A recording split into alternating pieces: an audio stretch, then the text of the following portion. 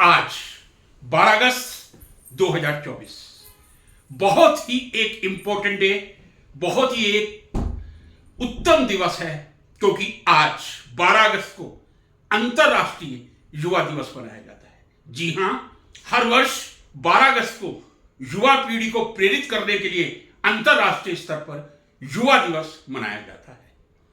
आज 12 अगस्त 2024 है। मैं समझता हूं विश्व के हर नागरिक का, देश के हर नागरिक का और विशेषतः शिक्षकों का यह कर्तव्य बनता है कि वे आज युवा पीढ़ी को प्रेरणादायक कुछ ना कुछ संदेश तो प्रेषित करें। यदि देखा जाए, प्रेरणादायक संस्मरणों की भारतीय स्तर पर, विश्व स्तर पर कोई कमी नहीं है।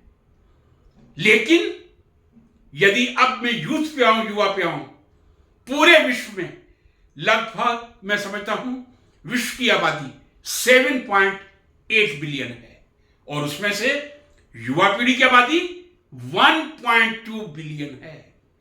मैं समझता हूं ये लगभग परसेंटेज निकालें 16% आएगा। तो पूरे विश्व में युवा पीढ़ी का जो प्रतिशत है 16%। यदि मैं विश्व की जनसंख्या 7.8 बिलियन और उसमें से 1.21 बिलियन युवा को कंसीडर करता हूं, मेरा भारत महान है, महान था, महान है और रहेगा।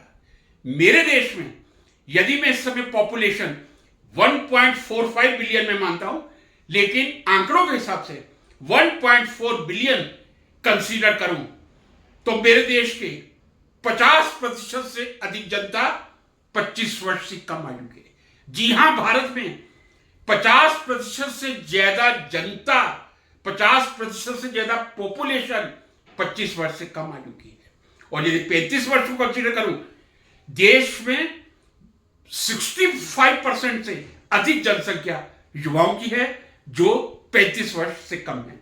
तो भारत की फिर एक बार रिपीट करना चाहूंगा, यदि हमारे देश की पॉपुलेशन मैं 1.41 बिलियन कंसीडर करूं, 25 से कम उम्र वाले मैं कहूंगा मोर देन 50%, 35 से कम उम्र वाले मोर देन 65%। भारत का सौभाग्य है, यह युवाओं का देश है, इसीलिए पूरे विश्व की नजर भारत पे है। जब हम युवाओं की बात करते हैं, मैं समझता हूं यदि मैं एक प्रश्न सबके सम्मुख रखूं, जीवन का सबसे बड़ा अचीवमेंट, जीवन की सबसे बड़ी उपलब्धि क्या है? शिक्षा, पैसा या ओलंपिक में मेडल? जी हां, मैं फिर प्रश्न रिपीट कर रहा हूं, जिंदगी की सबसे बड़ी सफलता आप किसे मानते हैं? शिक्षा अर्जित करना, पैसा कमाना या ओलंपिक में गोल्ड, सिल्वर, ब्रॉन्ज मेडल लाना? सही उत्तर होगा तीनों ही नहीं। जीवन में यदि सबसे इंपॉर्टेंट है तो वो युवा अवस्था है, यूथ एज है। और कई बार मैं ये बोलता हूं कि यदि मैं इसको सही ढंग से परिभाषित करूं, युवा अवस्था का मतलब ये नहीं 25 साल से नीचे, 35 साल से नीचे ये युवा है।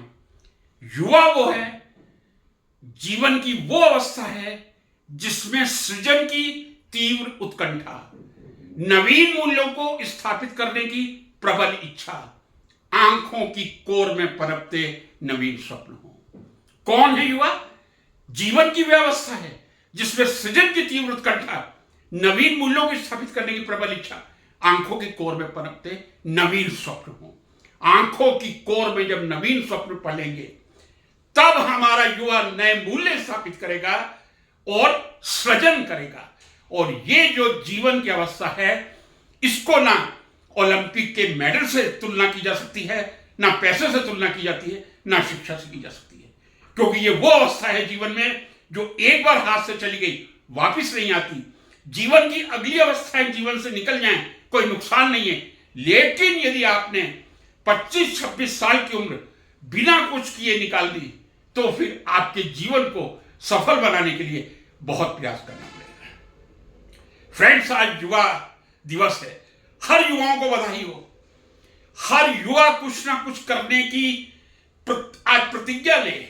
और मेरे देश में जहां मैंने कहा 50% से ज्यादा 25 वर्ष के युवा हैं, प्रतिज्ञा लें, चाहे वो ओलंपिक में मेडल लाने की प्रतिज्ञा लें, highest highest education degree PhD DSC करने की प्रतीक्षा लें या एक अच्छा एंटरप्रेन्योर बनने की प्रतीक्षा लें, लेकिन इन तीनों से ऊपर सर्वोपरि होता है एक अच्छा नागरिक बनना, एक अच्छे राष्ट्र का निर्माण करना। यदि आप युवा हैं, इस समय जिन मूल्यों को आप स्थापित करेंगे, आने वाले समय में उन्हीं मूल्यों की आप पालना करते हुए देखेंगे। यदि हम हड़ताल या जैसे कहते हैं व्हाट शुड आई से प्रोटेस्ट की तरफ जाएंगे, तो हम जीवन में यही देखेंगे। यदि हम कुछ क्रिएटिविटी करना चाहते हैं, तो आज कुछ संकल्प लेना चाहिए। यह नहीं है कि क्रिएटिविटी हाईएस्ट डिग्री लेने में है, क्रिएटिविटी पैसा कमाने में है, या क्रिएटिविटी ओलंपिक के मेडल या एशिया के मेडल लाने में है। क्रिएटिविटी राष्ट्र के निर्माण में, सबसे बड़ी क्रिएटिविटी हम राष्ट्र का निर्माण करें।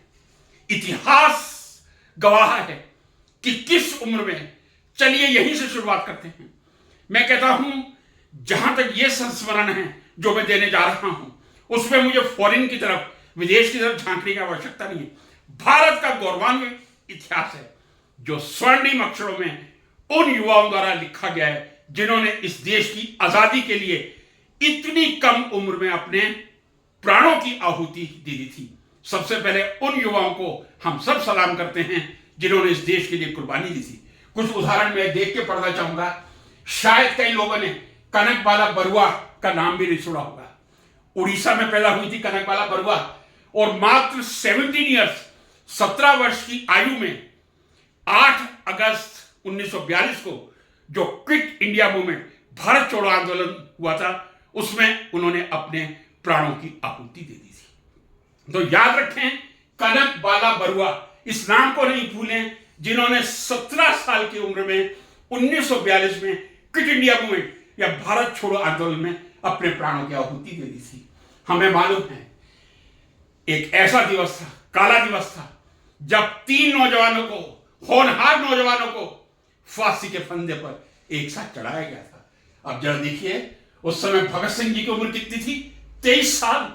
23 साल में तो बच्चा बड़ा होता है, मां बाप की गोद में से निकलता है, और वो हंसते हंसते जिन्होंने फांसी के फंदे को चूमा था, वो 23 साल के सुखदेव थे। राजगुरु जी उनके साथ थे।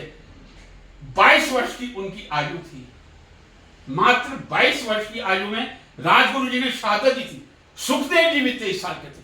तो भगत सिंह, राजगुरु, सुखदेव 22 और 23 साल में देश के लिए प्राणों का न्यौछावर करके फांसी के फंदे पर झूल गए थे। अब उधम सिंह की बात करें, मात्र 40 साल की उम्र में कुर्बानी दे दी थी। नो डाउट शहीद भगत सिंह, राजगुरु, सुखदेव बहुत ही यंग थे इनसे, लेकिन 4 साल की उम्र भी ऐसी होती है जब पूरा परिवार बनता भी नहीं है। उधम सिंह जी जो संगरूर जिले के सुनाम कस्बे के रहे थे, उन्होंने अपना प्राणों का न्यौछावर आजादी की लड़ाई में कर दिया था। और सुनाम में जो राजकीय महाविद्यालय है, उसका नाम ही यह है उधम सिंह राजकीय महाविद्यालय, Udham Singh government college, Sunam, district Sangrur. ये गाथा मैंने बहुत छोटी सी कही देश के बलिदान की, कि युवा क्या कर सकता है। अब मैं एक बात पहले कह दूं, जो मेरी फेवरेट लाइन है, कई लोगों ने कई बार सुनी होगी, वो शांति कैसी जो शमशान बना दे, कैसी अहिंसा जो स्वयं को मिटा दे, अन्याय सहकर जो गर्दन झुका दे, वो कैसे युवा जो आंसू बहा दे। एक बार फिर पुनरावृत्ति करूंगा, वो शांति कैसी जो शमशान बना दे, कैसी अहिंसा जो स्वयं को मिटा दे, अन्याय सहकर जो गर्दन झुका दे, वो कैसे युवा जो आंसू बहा दे। ये जो मैंने युवाओं की गाथा गाई है, भगत सिंह, राजगुरु, सुखदेव जी, उधम सिंह जी, ये मेरे 2 वाक्यों की एक साक्षात मिसाल थी। अरे भारत में तो टैलेंट जन्मभूमि है, यानी जनक स्थान है जहां बुद्धिमत्ता विद्यार्थी और बुद्धिमत्ता बच्चों का जन्म होता है। अब देखिए आप जरा, एक नाम शायद हम लोगों ने नहीं सुना होगा, अद्वैत ठाकुर। अद्वैत ठाकुर पूरी तरह से भारतीय नाम है। एक ऐसा युवा भी नहीं कहूंगा, एक ऐसा बच्चा जिसने 9 साल की उम्र में एक वेबसाइट डिजाइन कर दी थी। जब बच्चे खेलते हैं, शिक्षा के प्रति उनकी रुचि नहीं होती, तब अद्वैत ठाकुर ने एक 9 साल की उम्र में वेबसाइट बना के यह परिचय दे दिया था कि भारत का भविष्य विज्ञान के क्षेत्र में अति उज्जवल है। कुछ और उदाहरण यदि मैं लेना चाहूं, तिलक मेहता, शायद आप लोगों ने नाम सुना होगा। 13 साल की उम्र खेलने कूदने की होती है, हम अपने को पहचान भी नहीं पाते। 13 साल की उम्र में तिलक मेहता ने पेपर एंड पार्सल कंपनी की शुरुआत की थी, जो आज 100 करोड़ की कंपनी बन चुकी है। ऐसे ही दो नौजवान आदित्य फतेहपुरिया और राघव गोयल, जो कुछ दिनों पहले शार्क टैंक के भी आए थे, they are known as zillionaires. Zillionaire means they have plenty of money. For what? For Blink Jewelry. They were in Shark Tank and they are very successful entrepreneurs. क्या उम्र होती है? 19 साल। 19 साल में इतना बड़ा व्यवसाय कर लेना। तिलक मेहता ने पेपर एंड पार्सल 13 साल की उम्र में कंपनी की शुरुआत कर दी थी। गोयल, राघव गोयल, आदित्य फतेहपुरिया 19 साल की उम्र में उन्होंने झंडे काट के रख दिए। युवा पीढ़ी ही होती है जहां हम कुछ कर सकते हैं। मैंने कहा था शुरू में आपसे, पैसा इंपॉर्टेंट नहीं है, शिक्षा इंपॉर्टेंट नहीं है, मेडल्स इंपॉर्टेंट नहीं है। ये जो युवा एज है, मैं कहता हूं यदि 25-26 साल की उम्र तक आपने अथाक श्रम कर लिया, परिश्रम कर लिया, किसी भी क्षेत्र में कर लिया, तब आप विश्व विजेता बन सकते हैं। अब चूंकि मैं विज्ञान का विद्यार्थी हूं, विज्ञान की कुछ बात करूंगा। कितने ऐसे नौजवान हुए हैं, 35 साल तक नौजवान उम्र मानी जाती है। यह बात सही है, मैंने जो अभी उदाहरण दिए, शहीद भगत सिंह, राजगुरु जी, वो 22 और 23 साल के थे। ये हमारे यंग एंटरप्रेन्योर तिलक मेहता 9 साल के थे। और एक ये जो मैंने एग्जाम्पल दिया था अद्वैत ठाकुर का, 9 साल की उम्र में वेब डिजाइन की थी। इनको तो कितने सैल्यूट किए जाएं, मैं नहीं समझ सकता। ये आने वाली पीढ़ी के लिए प्रेरणा के स्रोत रहेंगे। अब जरा मैं हमेशा कहता हूं, किसी भी देश की प्रगति का आकलन 2 पुरस्कारों से किया जा सकता है। किसी भी राष्ट्र की प्रगति का मूल्यांकन 2 बिंदुओं पे किया जा सकता है। The progress of any nation can be measured on 2 points. One is Nobel prize. Every year Nobel prize is given in physics, chemistry, physiology, medicine, literature, peace and economics. How much Nobel Prize a nation received during his past career. Second is Olympic medals. How many medals you have in your history? America, I think I uploaded a video a few days back. More than 3,100 total medal, more than 3,100.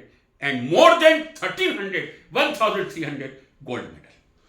So here I will not talk much about the Olympic medals, but I will come to the Nobel Prize. कितनी छोटी उम्र में इतिहास रचा जाता है। ये युवा अवस्था का किस तरह आप उपयोग कर सकते हैं, किस तरह प्रेरणा लेकर आप शिक्षा और अनुसंधान के क्षेत्र में क्रांति ला सकते हैं। शांति के क्षेत्र में मलाला यूसुफजई मात्र 17 साल की उम्र में 2014 का शांति का नोबेल पुरस्कार प्राप्त कर लिया था। She was in Australia, but how much she struggle for the education being the female child, but she was totally determined, adamant that I will create an history for the coming generation how females can get the education in adverse condition. 17 साल की उम्र क्या होती है? खेलने की होती है। मलाला यूसुफजई ने शांति का नोबेल पुरस्कार लेकर शिक्षा जगत में एक अनोखा उदाहरण युवा पीढ़ी के लिए दिया था। लॉरेंस ब्रेग बहुत बड़े फिजिसिस्ट थे, बाप बेटा दोनों को नोबेल प्राइज मिला था, लेकिन लॉरेंस ब्रेग ने 1915 में फिजिक्स में मात्र 25 वर्ष की आयु में, 25 वर्ष की आयु तक हमारी पीएचडी पूरी नहीं होती है, मैं बता रहा हूं।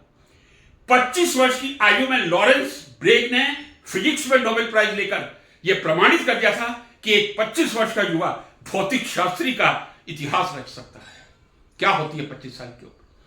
और जब तक मलाला यूसुफजई जी को पुरस्कार नहीं मिला था 2014 तक, तब तक मैं अपने लेक्चर में नोबेल लॉरेट से यही कहता था, Lawrence Bragg is the youngest Nobel laureate who received the Nobel prize at the age of 25, but now Malala Yousafzai at the age of 70 and Lawrence Bragg obviously at the age of 25। क्या as होती है? ये युवाओं के लिए प्रेरणा के बिंदु हैं। Werner Heisenberg 1932 Nobel Prize in Physics, only at the age of 31. 31 में बंदा लेक्चरर बन के पढ़ना लिखना शुरू करता है। यह मैं युवाओं को बता दूं कि जो आप डिग्री लेने तक पढ़ते हैं वो एक फॉर्मल एजुकेशन होती है।